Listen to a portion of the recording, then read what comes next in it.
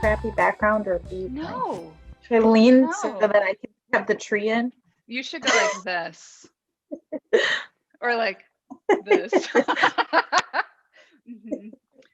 Um, like I do wonder about like what makes it so that, well, for example, right? I'm sure you know people that are maybe like not in despair, but struggling. And then also like I've never been busier. And I don't know if that's like contingent. I wonder about this, if it's contingent about what you do for work, or if it's contingent about like what you believe and who you are that makes that different for different people, you know? Do you think about stuff like that or no? Yeah, yeah, Yeah. absolutely. And I've been both people at different times in life, right? So you relate it to your own experiences. I think that's the only way you can. But Yeah. um, and my husband is always quick to remind me about the pre-kid life that we had, and how simple things were. And then on days where I'm just overwhelmed, he'll be like, "This is what you wanted." Now we have a Hmm. family. Now we have kids. Now we have school commitments and more involved in our careers. And this is the dream that we all work towards, but it's a lot. A lot of Yeah. times you take on another thing, but you don't give anything up. Hmm. And I think so many people do that. But in today's world, it's not just about the tasks. I think the tasks are achievable for most. It's the mental capacity to, like, handle what you're hearing. So you hear these negative stories on the news, you hear, um, there's negativity all around in all of, like we just mentioned, in all of the social media that you see. There's just a lot of, focus on those stories that are sort of sad or heavy.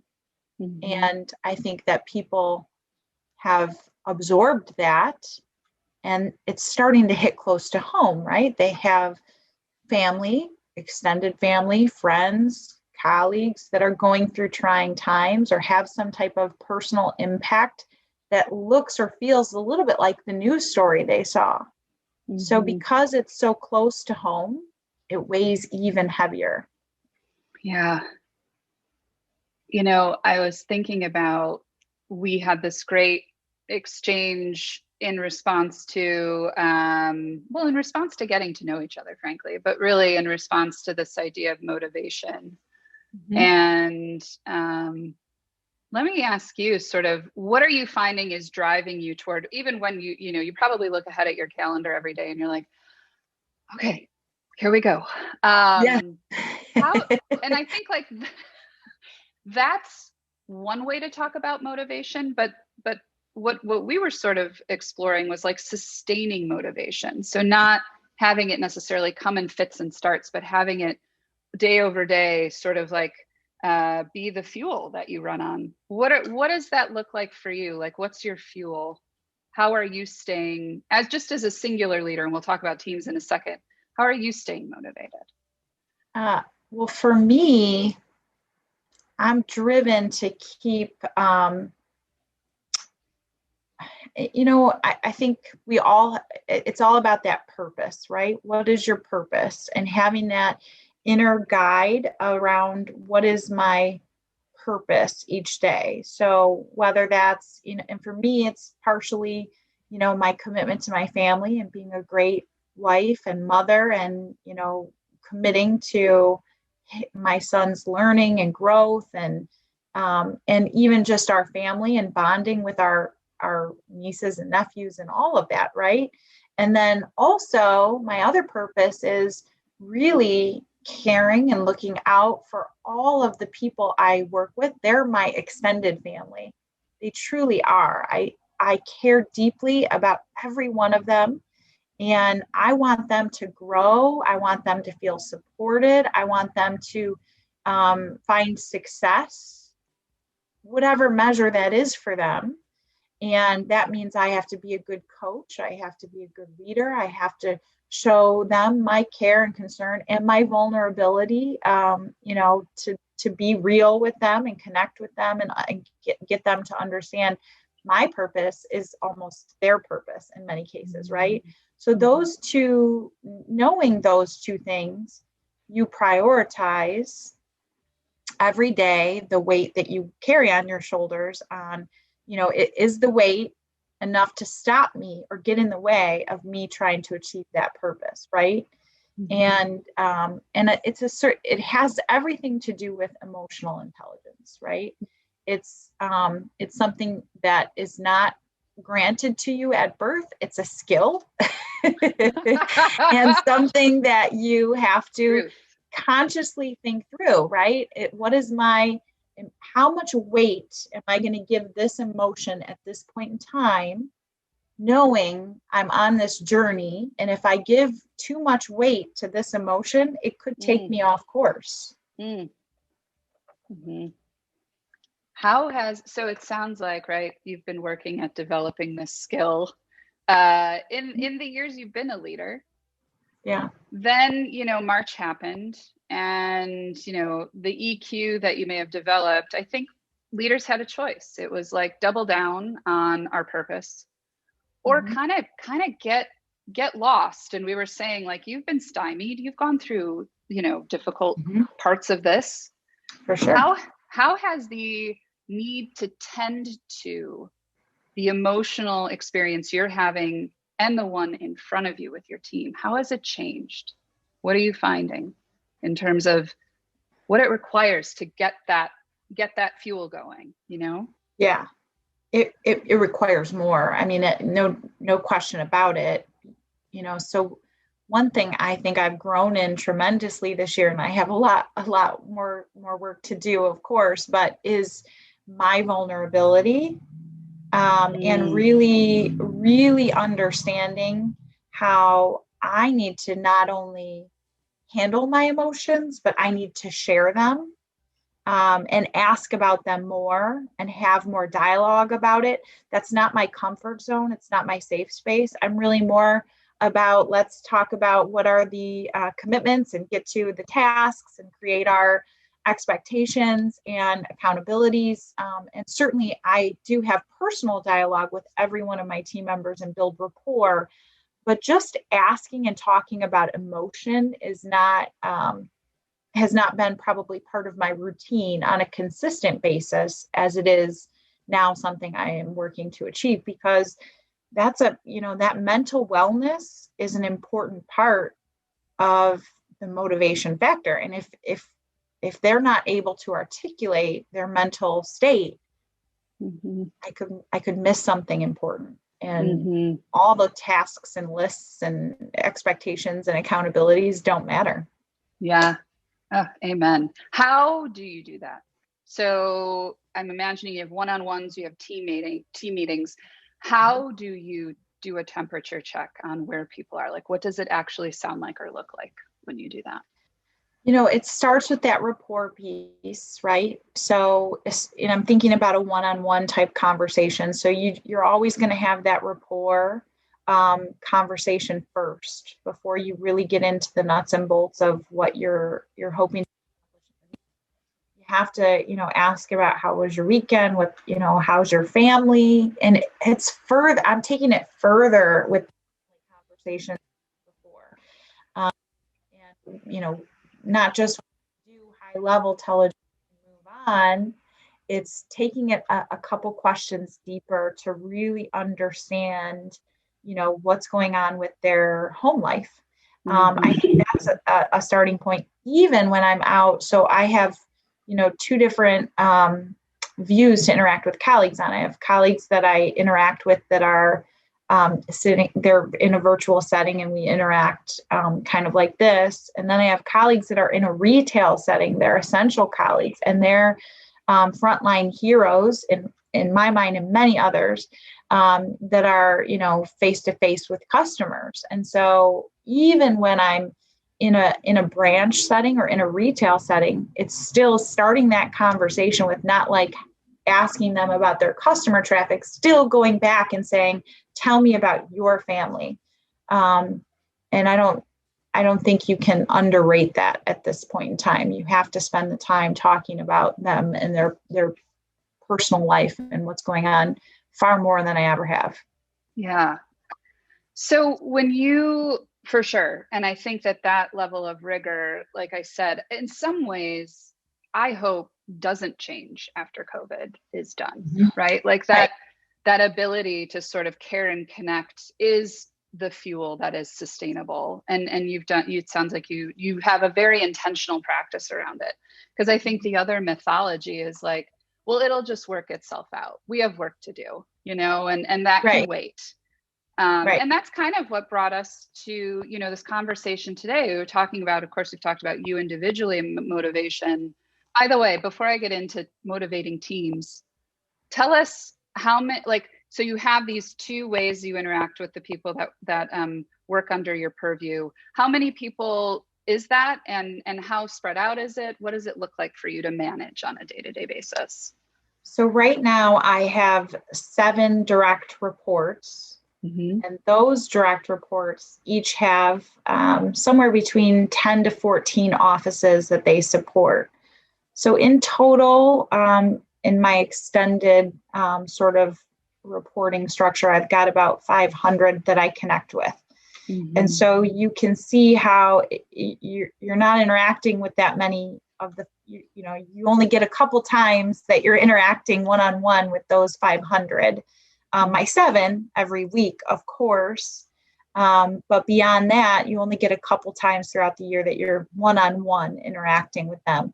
And you cannot let that one-on-one conversation with that one colleague not be impactful, because you only have that short window, and you might not see them again or hear from them or be able to connect with them again for a while. So, if you skip past and you focus on, you could easily say, so how long have you been in your role, and how's the position? How are you doing connecting with your team? And you could have some good rapport building conversation about work.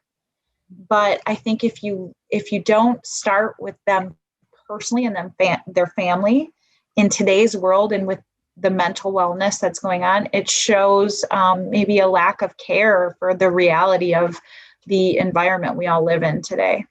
Yeah. Yeah. And I imagine too, knowing you and having such an appreciation for you, there's a system to it, I would imagine, and sort of like how you organize, right? And no shade on that. That's what I think, because there's also Lisa, like you, the person that's taking on so much. And you mentioned like prioritizing, and I think being intentional, having it in your calendar, making sure. Sometimes with me lately, and let me know if this resonates for you, like I'm taking notes when I talk to people. So the next time I talk to them, I'm like, right? You're like, oh yeah, I've been doing that for decades. Of course. That's just out of a pure awareness that I have a poor memory, but absolutely, system, process, structure is my survival, right? You have to have consistency. And I think that allows you to ensure that no conversation gets left behind, right? But I do think that part of today's environment requires you to build into your system process that already existed, right? Many of us already had one-on-ones with our colleagues. We already had, depending on what your leadership scope is, right? You already have sort of a structure for how often you meet, how often you connect, how often you build expectation conversations, right? But you have to intentionally add into that conversation and that structure some focus on positive recognition and connecting, and that's it. Where maybe you didn't have that before. But now I think you have to be more intentional about that connection piece. For example, I'm just trying to kind of think through, we've started a recognition week. So like every other week, just to make sure that we're really overemphasizing the positive recognition so that colleagues know we appreciate them. These are challenging times and challenging, experiences that we're all living through together. And so if you don't create the time to make the recognition, it's something you can always do more of, right? So if you don't create the time and you're not really intentional about it, somebody may lose that feeling, right? So we're creating, my team and I have created positive recognition weeks where we have a tracker. I mean, I'm all about system process, right? But we have a tracker, and I'm not inspecting the tracker for them. It's their own, doing and commitment, and I trust and empower the leaders that I lead, right? But everybody's kind of got their own tracker to say, hey, this week, and it's every other week, you need to find 10 new people to reach out to about something and give them some positive recognition and be intentional about connecting with them. And the nice thing about the tracker is that week over week and month over month, you can kind of see, am I connecting with different people, and what is that? But it's being intentional about it and not just saying, yeah, I do this. And it was actually 2 months ago and it felt like yesterday, right? It's ensuring that that action happens. Yeah, you're reminding me. This is my habit tracker. Trackers are awesome, and I've never really used them, but it's like, it is really, you'll see some spots that I didn't do it. But the point is, and it's our favorite guy, James Clear, right? Atomic Habits. It's like over time. So this brings me to sort of this question that you and I are both grappling with. And by the way, lots of other leaders are grappling with that I'm talking to, which is why I wanted to talk to you about this, because I think you probably have some wisdom to share as much as you have questions. Yeah. Which is great. Like, let's stay in a state of questioning. But when it comes to teams, here's kind of what I'm hearing. I'm hearing from you today, like, the importance of honoring where we're at in a journey or a experience, that there was a before, there's during, there will be an after, and then it just kind of keeps going. And I think about with teams and keeping teams motivated, to really keep the individuals on a team connected to what you've already led with, which is like the purpose of what we're doing, how you fit into it, that we're there. If you extend the timeline, this is a moment in time, like we're going through it together, right? We will continue to work together. I mean, I'm thinking about, like, even just looking at it from, I know things are hard right now, this too shall pass. One of my favorite things to say. Being a strategy for motivating teams. What are you seeing? What questions do you have? What are you experiencing as it relates to motivating this large team that you run? I think what I hear, and I have a team of really phenomenal leaders, and they lead leaders. So it's kind of unique in our line that, it's leaders leading leaders. And so they do have questions about how to lead through this all the way up through myself, right? I do too. But I think part of it, and the biggest thing I hear, is how do I balance that? So I know I need to have more, I need to be intentional with my positive recognition. I need to be intentional with my connection with the colleague and show my vulnerability and my empathy and talk through what's going on with their life. But I also need to then at some point go, okay, but I still have to also talk about the numbers and the results and the productivity, and I have to draw accountabilities. So how do I, and when is the right point to switch gears, and how do you balance that? And that's always a challenge. I don't think that's a new challenge, but certainly it's just more visible as the need to have that connection has grown a little bit more. Well, and I'm wondering too about this tracking, how, again, I kind of come back to, like, this is a point in time. The goals haven't changed, right? So this was this other sort of thought that I had for you about, like, how to allow for the emotional experience, but also really sort of, have deference for, like, there's work to do.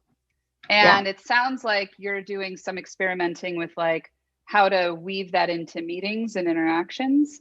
But I'm wondering too about, like, strategies and tactics for driving toward the goals, but having maybe more flexibility in how you get there, more flexibility in how people work. And maybe having that be a strategy for like, look, we still have to meet this metric, but how we get there, we're going to give you a little bit more flexibility. I'm thinking about this with, especially parents who have school going on at home, and people who might be struggling a little bit. So that's one thought. The other is using this tracker. The other is just like creating a system for flagging when people need extra support, and decreasing the shame of like, I need a day off for mental health. And then really trusting people and giving them the autonomy to like take care of themselves, Yes. Those are some thoughts. What else? Yeah, I mean, you've got me thinking. There are two different maybe views I have on that, because I do have, my direct reports are district managers that are not in day-to-day retail settings. So with that group, that is absolutely appropriate for me to kind of balance their sort of how you get their method and with what they need, right? And I can flex and they can flex, and we've done a lot of that. And we've said, I've said to my team, if you've got to get your kids, from a pod group, I've got one that's got a pod going on, right? Then you go get your kids, like do what you need to do. And I have to trust that they understand and respect their purpose in this role and within our organization to come back and do what they need to do to get the job done. And I have a phenomenal team, and I do, and I, certainly empower them to do that. And they do a wonderful job. And the other phase of it is the team that isn't in a virtual setting. They're in a, a true retail setting that has retail hours and has a commitment to the public. And that looks and feels a little different, right?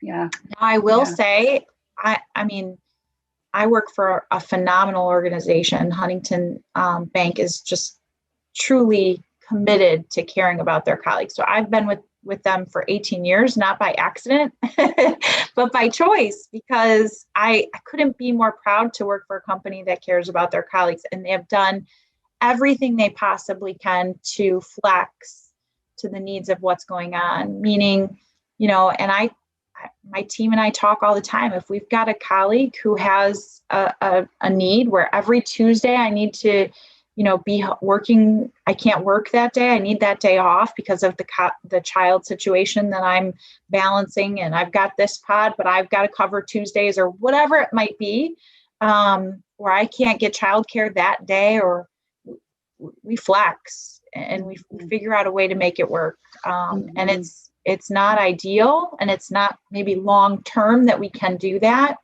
But it's, if we can show you right now that we're willing to flex to whatever you need in the moment, we know that when you can give your 100% and work that Tuesday, you will, right? It's that trust factor, like you mentioned, with our team, and extending it. But it is more difficult to be flexible in the how you do it when you have a group that's in a bit more structured environment, like a retail setting. Yeah, 100%. You've got me thinking about something I read this morning. I'm making my way through this exceptionally long book called Principles. Written by Ray. It's a habit. 1 page a day. I'm doing it. 1 page a day. It'll take you 3 years, but 1 page a day. It's fine. It's better than no pages. Right. I don't know. Anyway, it's called Principles. It's by Ray Dalio, who you probably know has founded the world's richest hedge fund. Fascinating, right? He wrote this. The pages I wrote this morning were really about like it is about as we think about ourselves as humans, it is about how are we evolving, and if it's survival of the fittest, and it's evolution and changing and adapting to change is like part of the human experience.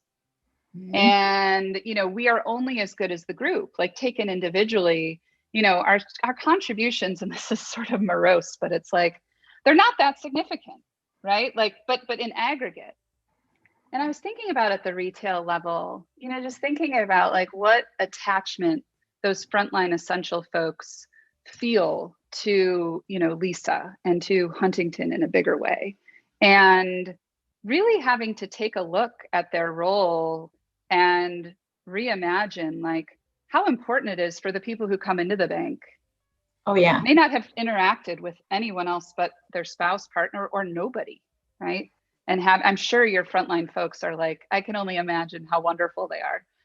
And really, sort of having it be, metrics driven and honoring that, because we want Huntington to be around for a long time, right. And also, really leveling up. And it sounds like this is exactly what you're doing, like the importance, like even just like a frontline retail person at a bank being essential, like that's remarkable. And having them really tie into their goals in a personal way, to me, it's like you are, like, to hear you're one of 500 people and 499 other people care about you, like that's kind of a cool thing for some fuel. But I know it's difficult at that level. Yeah. Mm-hmm. Yeah. I think you're saying exactly how, we try to inspire each other to talk around here. And that is just purpose driven, right? It's not about the end result. You can't focus your asks, if you will, on the end result. It's not about, did you get this end result? It's about how many people did you impact today? Mm-hmm. It's about how many lives did you change? How many customers did you reach out to that wouldn't have had a phone call outside of your call today? And if you focus on the purpose and what it is that they're doing in the mission and the journey and how they're impacting people's lives, the results will come. And so doing that is harder than it sounds. Yeah.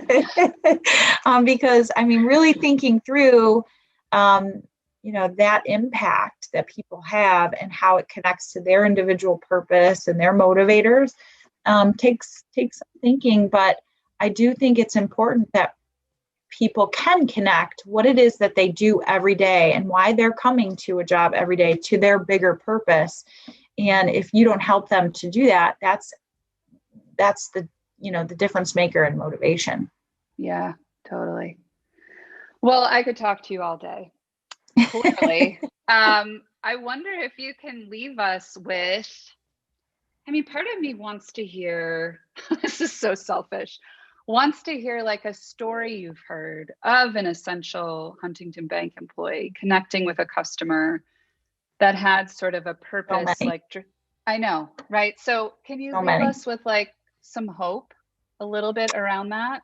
Or if not, absolutely. I can tell you that, I have, oh my gosh, I can't even pick just one, but I can tell you I've heard stories about colleagues making phone calls, just, their goal and as they hit the phones is not to sell you something. That's like this faux pas belief. It's just to connect with people and say, hey, we're your bank. We're still here. We're still open. We're still happy to help. And your finances keep going, whether you're leaving the house or staying in quarantine, the bills still get paid and the money, cycle still has to continue. So we're here and we're happy to help. And how is your life going? What's happening in your life? And we want them to take that approach with the customers that they interact with, not again, focused on any kind of product or that type of approach, but connecting with the person. And through those conversations,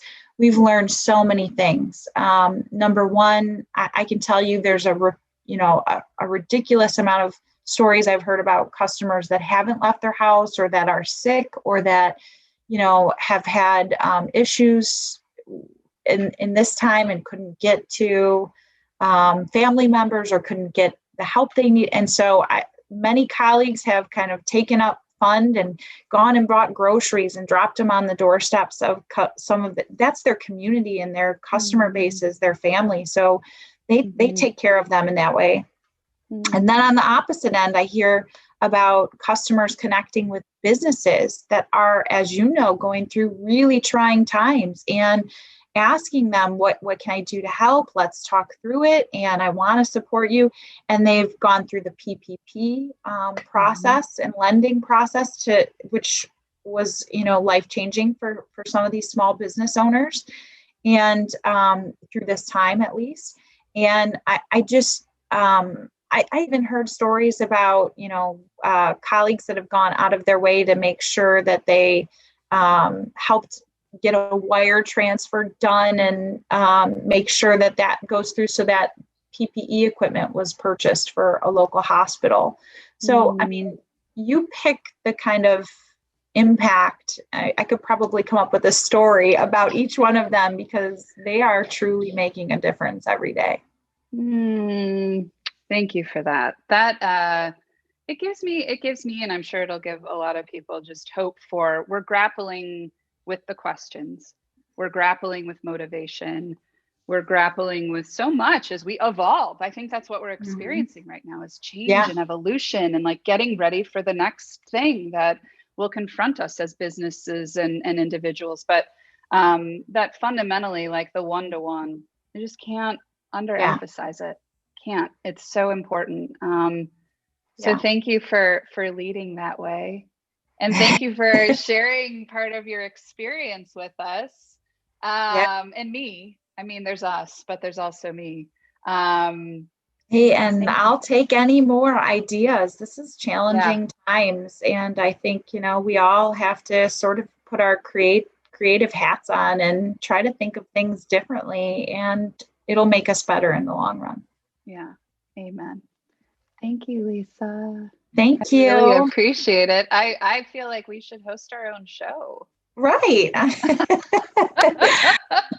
Emily and Lisa live. That's right. I love it. All we need is we'll have a new backdrop, but for now it's celebrating the holidays.